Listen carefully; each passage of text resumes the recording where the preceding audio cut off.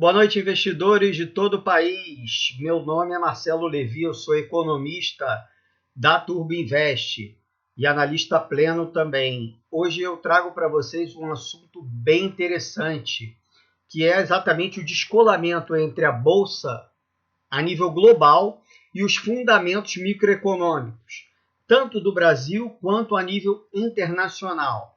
Nós estamos vendo uma recuperação do índice Bovespa desde quando ele chegou aos 61 mil pontos. Não só do índice Bovespa, como o índice da Europa, como os índices dos Estados Unidos, índice do mercado chinês, do Japão. Estamos vendo uma recuperação muito grande dentro desses índices globais. No entanto, esta recuperação que está havendo dentro do índice, quase uma recuperação em V, né? Como o próprio Paulo Guedes fala, nós não estamos vendo esta recuperação ainda a nível microeconômico. Então eu trago aqui dados microeconômicos que sustentam a tese de que a Bolsa principalmente descolou do mundo real. Tá? O primeiro dado que eu trago, e é um dado bastante interessante, todos esses dados aqui foram dados retirados do site do IBGE, tá? E alguns foram retirados do Investing.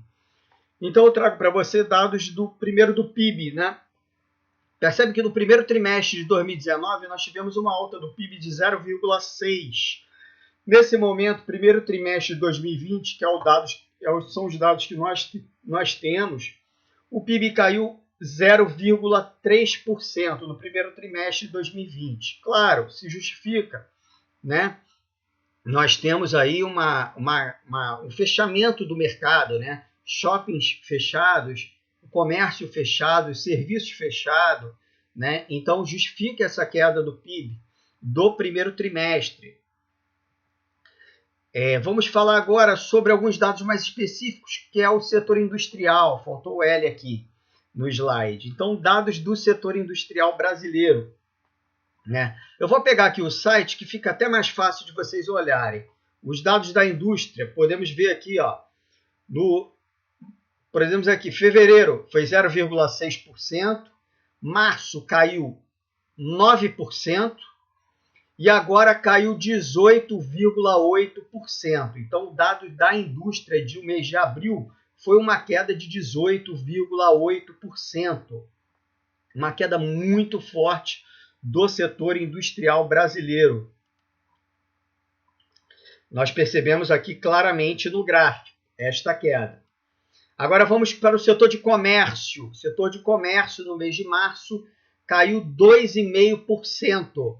Podemos olhar aqui também no site do IBGE, setor de comércio que chegou ao pico em fevereiro de 2020, 0,5%, né? E agora em março caiu 2,5%. Principalmente pelo fechamento que ocorreu exatamente em quase todas as cidades brasileiras, exatamente no mês de março. Agora vamos para o setor de serviços. Setor de serviços também podemos perceber aqui no gráfico uma grande queda. Podemos olhar aqui no site do IBGE, uma queda. Em fevereiro já vinha caindo, né? Caiu 1% em fevereiro e agora desabou para 6,9% de queda de variação no mês de março. Então são quedas muito fortes, tanto no setor industrial, quanto no setor comercial, no comércio e também no setor de serviços. Né? São quedas muito vigorosas e provavelmente no mês de abril e no mês de maio continuaremos com essas quedas muito fortes. Né? A gente pode perceber aqui no site, dentro do site do IBGE, temos aqui o site do IBGE, né? Conforme eu falei, a variação do PIB foi aqui, como eu trouxe para vocês, né? Que o PIB caiu, do quarto trimestre de 2019 era 1,7 e o PIB agora é 0,3. Então, em relação ao quarto trimestre, caiu bastante. E em relação ao primeiro trimestre de 2019, que era 0,6, agora está menos 0,3. Então, tivemos uma queda também forte do PIB. Provavelmente, nesse segundo TRI, vamos ter uma queda acima, superior a 1%, tá? Do PIB brasileiro. Agora, eu trago aqui alguns dados de dívida pública, né, do país, né, que vem subindo, tá? Vem crescendo. A dívida pública é divulgada pelo Tesouro e também pelo Banco Central. Então, no mês de abril, a dívida pública fechou em 5,8 trilhões de reais. Representa 79,7% do PIB brasileiro. Tá?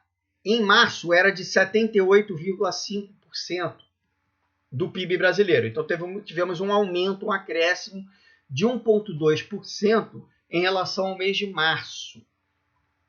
Tá?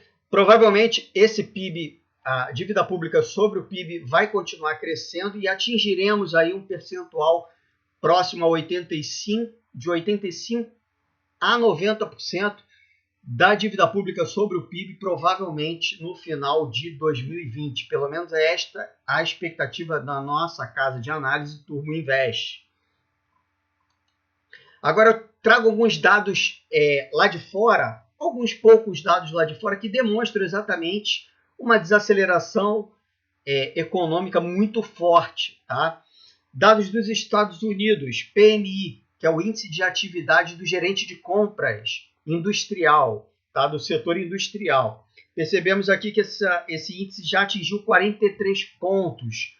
Quando esse índice cai de 50 pontos, ele tem uma queda muito forte. Quando esse índice cai de 50 pontos, significa uma clara desaceleração,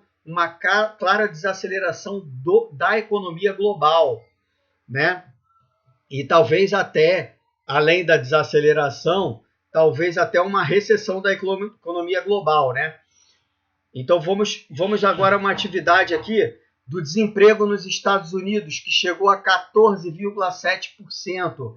É o mais alto em 70 anos. O país perdeu 20,5 milhões de postos de trabalho em abril, segundo o primeiro relatório oficial que captura o impacto completo da pandemia.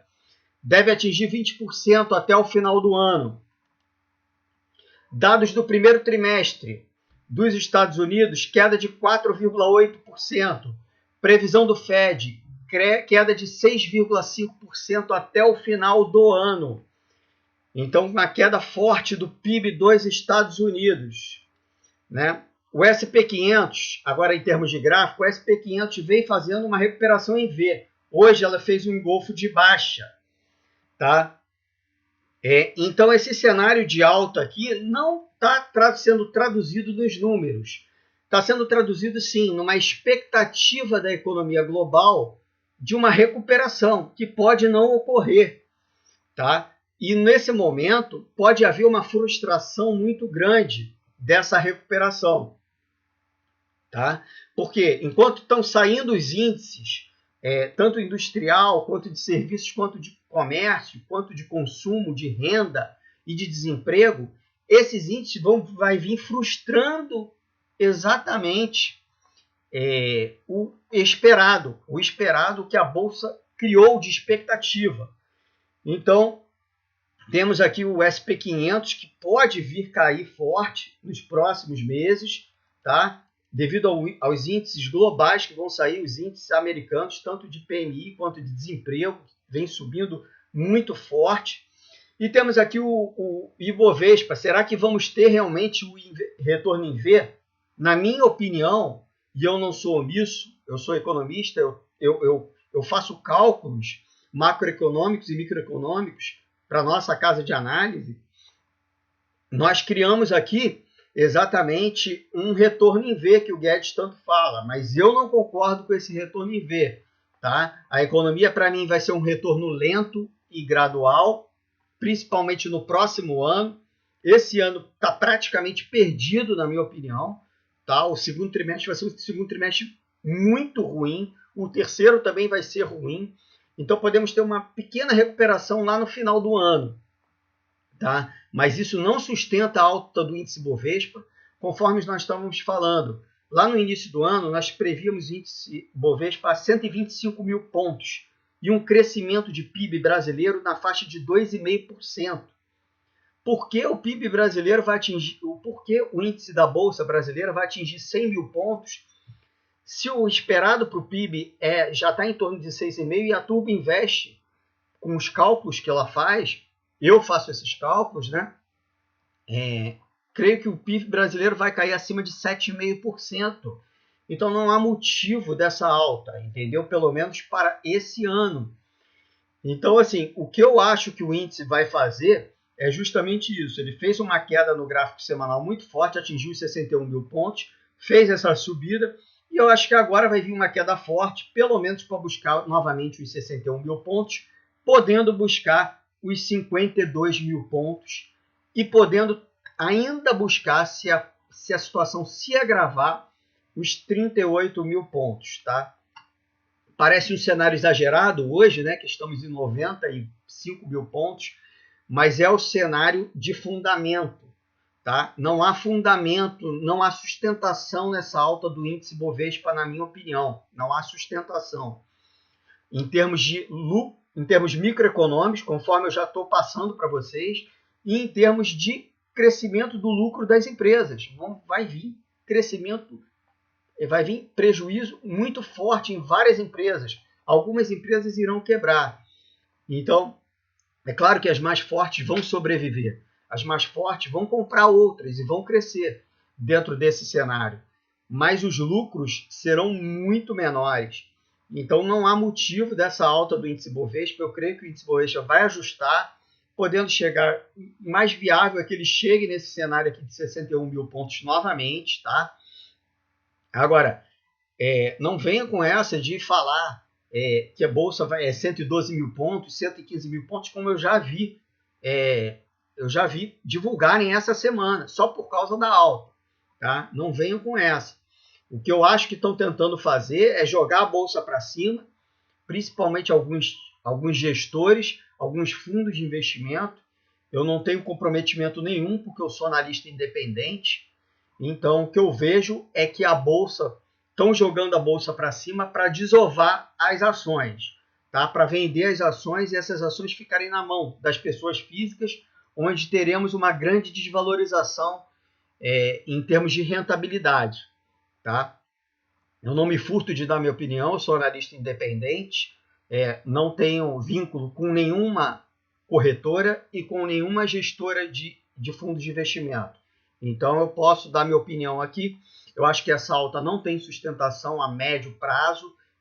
Médio prazo, quando eu estou falando, é até o final do ano. Eu acho que vamos ceder sim, o índice deve ceder aí pelo menos para casa de 80 mil pontos e podendo chegar aos 61 mil pontos ou até mais se a situação se agravar, tá bom? Quem gostou desse vídeo, faz aí o seu comentário, dá o like, dá o joinha aí. Quem quiser criticar também, podem criticar à vontade. Isso aqui é uma democracia, é liberdade. Vocês podem criticar o vídeo. Tem gente que acha que a Bolsa vai para 120 mil pontos. Coloca aí o porquê disso. Por que você acha que a Bolsa vai para 120 mil pontos? Coloca no comentário desse vídeo. Tá bom? Um abraço aí para vocês e um bom final de feriado.